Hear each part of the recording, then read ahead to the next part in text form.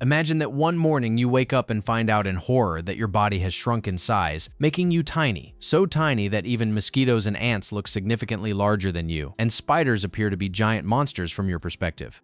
The story begins on the southern coast of France. A middle-aged man named Paul is swimming in the sea when he suddenly notices a strange vortex in the sky. Bubbles form in the water around him but then disappear without a trace. Once Paul is done with his swim, he returns home and then drives to work. He owns a small shipbuilding business. Once thriving enterprise is now struggling with debt, making its future uncertain at best. The workers are busy with an important order. The company's survival depends on it. Having finished his business in the city, Paul heads home to the countryside, driving to his luxurious suburban house where he lives with his family. His wife, Elise, and daughter, Mia, joyfully greet the father when he arrives. While making dinner in the kitchen, Paul notices that water stopped going from the kitchen faucet. He descends to the basement, intending to fix the leaking boiler. Mia follows him downstairs. The family has a cat named Tofu and a goldfish in an aquarium in the basement, which they have to hide from the mischievous cat, who would eat it if had the chance. While her father is working, Mia finds a spider hanging on the web in the basement, terrified by the creature. She asks Paul to kill it, but he refuses, saying that spiders are useful because they kill mosquitoes and flies. Returning upstairs, Paul starts cooking and happily observes his wife and daughter dancing to music. Later, he dances with Elise himself. In the heat of passion, he picks her up and carries to the bedroom where they make love.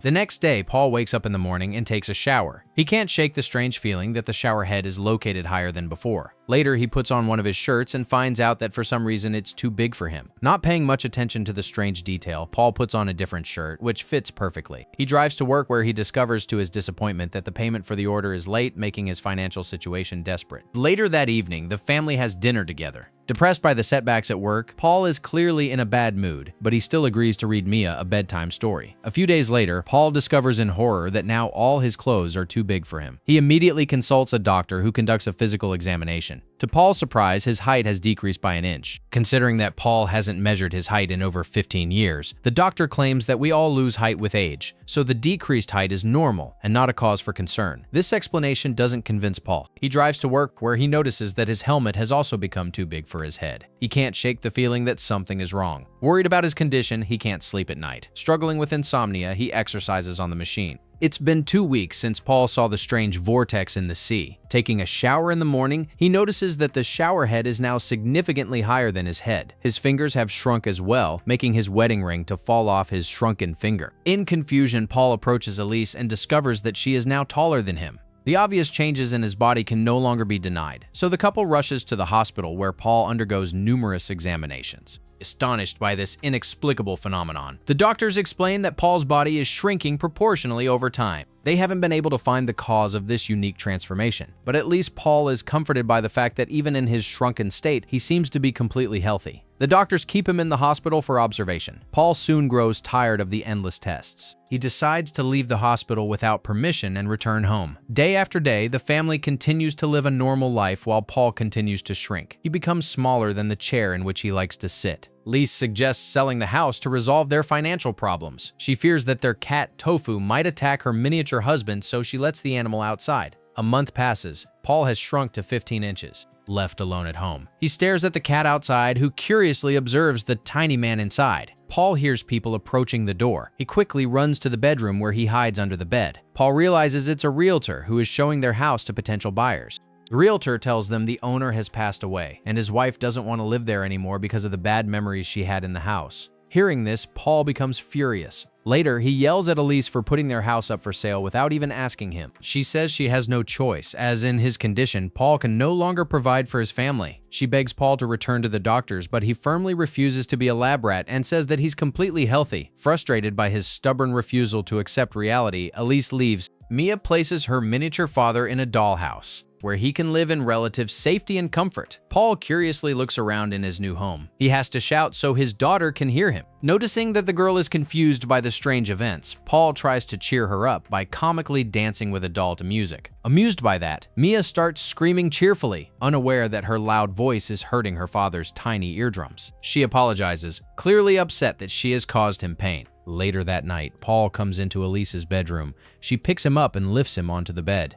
Sometime later, Paul tries to make himself a device to navigate the house using a rope and hook he took from the fishing tackle. He hears their cat Tofu trying to enter the house through a small door, which is locked shut. Soon, Paul realizes in horror that after many attempts, Tofu has finally managed to break through the closed door. He turns around and looks at the cat that now looks gigantic in his eyes. That moment, Paul understands how mice must feel before they die. When Tofu starts moving, Paul runs and trips over a hook, injuring himself in the process. While the confused cat observes him with interest, Paul frees himself from the hook and removes his ripped shirt. Paul arms himself with a needle and runs away. Tofu reacts immediately. He chases the tiny man around the house, forcing him to run for his life. Fleeing from the feline predator, Paul runs under the crack in the basement door. The cat tries to grab him, causing Paul to fall down into the basement. Fortunately, he lands on soft bags of trash in a box below. Sometime later, Elise returns home and sees her husband's ripped shirt on the floor. She searches the house, fearing that something happened to him. When Elise enters the basement, Paul frantically calls out to her, but she can't hear his extremely quiet voice from this distance. Opening the door of the basement, Elise let the cat inside.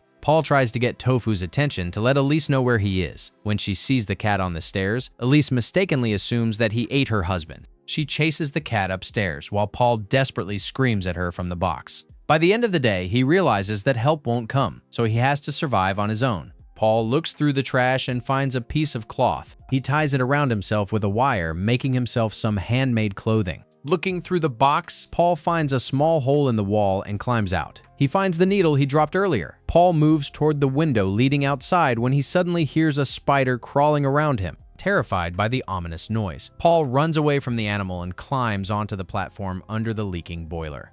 He finds an exact spot where water is leaking and collects it with his hands to quench his thirst. He stands under the leak and takes a shower using the falling droplets of water. The next morning, Paul hears a noise upstairs, so he quickly runs to the stairs. Mia says she wants to go down into the basement to find her father, but her mother forbids her to go. Paul realizes that he needs to find a way to let his family know that he's alive. He finds a piece of chalk, which he uses to write his name on the floor near the stairs. This plan could have worked, but no one in the family goes to the basement. In desperation, Paul explores the basement. That, from his tiny perspective, appears to be a vast alien world with giant ants and spiders. He finds a piece of cheese in a mousetrap, which is being devoured by ants. Paul knocks the insects off the cheese with a needle, intending to take it for himself because he's very hungry. But what about the mousetrap, which will undoubtedly snap him if he dares to touch the food? Paul finds a nail in the basement, intending to use it to activate the trap's mechanism. After many attempts, he finally manages to trigger the mousetrap, after which he breaks off a small piece of cheese and happily eats it in a rush. Paul is enjoying the delicious cheese, unaware that a spider is approaching him from behind. Seeing the predator, Paul quickly drops the food and starts yelling at the spider, swinging the needle aggressively like a sword. Surprisingly, the intimidation works and the spider escapes. Later, Paul tries to punch a hole in a cardboard box near the aquarium with a nail, realizing that he can't do this the regular way. He finds a plastic bottle cap and some paper among the trash. Paul pours water from the boiler into the cap and uses the paper as a rag to soak the cardboard at the point of impact. Paul persistently hits the cardboard with a nail many times. Although it takes him a long time, he manages to make a hole in the box through which he enters inside. Paul notices a box of matches among the junk in the box, but he can't reach it. He lacks the strength to push aside the enormous book blocking his way. Exhausted by the ordeal, he barricades the hole he made earlier and decides to stay in the box for the night. In the morning, he finds his daughter's old dolls on the floor and puts on their clothes. A few days later, Paul hears a noise upstairs. It's Elise and Mia. Paul runs to the stairs and tries to get their attention by banging the nail on a paperclip. But all his efforts are futile because Elise still refuses to go down to the basement. Overhearing their conversation, Paul learns that the house has already been sold and they are moving out.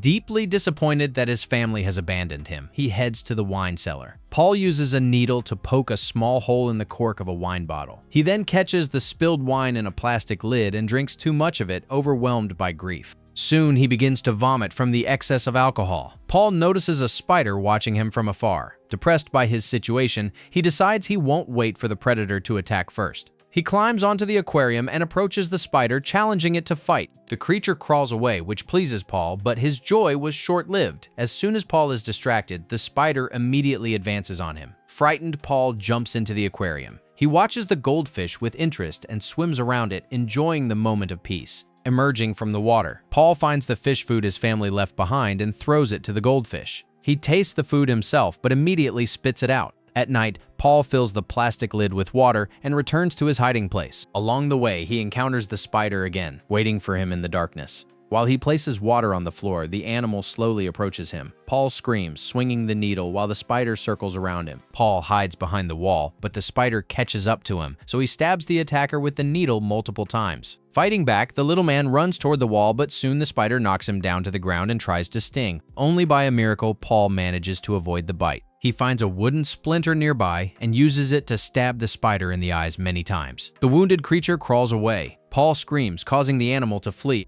After an epic battle with the spider, Paul punches another hole in the box and takes out the matches he saw earlier. He tries to light the match, but with his size, it's much harder than it seems. Finally, Paul manages to start a fire. He lights the paper he found earlier and warms himself by the fire. The wounded spider returns to its web and watches him from afar. Trying to maintain his sanity, Paul talks to his daughter's toy, a tin soldier. He eats by the fire, wondering about the meaning of life. Days pass and Paul's new life in the basement becomes routine. He eats cheese, drinks water, and exercises, never giving up hope that salvation will arrive someday. One morning, Paul hears a car arriving at the house. He runs to the stairs and sees the man who opens the basement door and descends in a rush. The stranger's rapid footsteps deafen Paul, causing him severe pain. The miniature man is forced to run away for cover. When the noise stops, Paul emerges and discovers to his disappointment that the stranger has left, taking the fish from the aquarium with him. This drives him into despair. All this time, Paul continued to shrink day after day. Eventually, he becomes smaller than a mosquito, which now looks like a giant monster to him. Observing the insect, Paul notices the mosquito net and realizes that he has now become so tiny that he can probably squeeze through the slits of the net into the outside world. Gathering his strength, Paul climbs up the wooden leg of the shelving unit. His size allows him to climb the wood as if it was a cliff, grabbing onto the uneven surfaces with his small hands. Applying every bit of strength still left in his tiny body, Paul slowly makes it to the top. He rests for a while, after which he accelerates and leaps from the shelving onto the stone wall of the basement. From his perspective, the small gap between the stones now resembles a mountainous road. Paul reaches the boiler where he discovers a spider web, the lair of his old enemy. He realizes there's no other way, so he carefully advances through the web. Despite his caution, Paul trips a strand of the web, awakening the spider, which is now significantly larger than Paul. Frightened by the giant monster, Paul stands motionless, petrified by horror, preparing for the inevitable death. He looks into the eyes of the monster, who looks back at him with interest. In a moment of unbelievable luck, a second later, a fly gets caught in the web, distracting the spider with its buzzing. He leaves the little man and runs off to feast on the insect. Paul leaves. He finally reaches the mosquito net. By this time, it's already dark outside. Paul looks at the net and realizes he's still too big to squeeze through. He decides to stay there, hoping that tomorrow he'll wake up even smaller and be able to escape. The next morning, he wakes up horrified to find himself being bitten by an ant. Paul knocks the insect away with his foot. Ants are then attacked by a spider, which soon notices its old friend. Luckily, by this time, Paul has already shrunk enough to crawl through the slits of the net. He escapes outside, leaving behind the huge spider, who is unable to break the little man's spirit despite his best efforts. Paul walks through the grass, which looks like a dense jungle from his perspective. He finds a drop of water and gazes at his reflection. A white butterfly descends toward him, catching his attention. After the insect flies away, Paul looks at the night sky and misses his daughter, while Mia looks at the same stars from the other side, missing her father. Thanks for watching. Don't forget to like and subscribe to the Movie Fist channel so you don't miss out on interesting movie plots.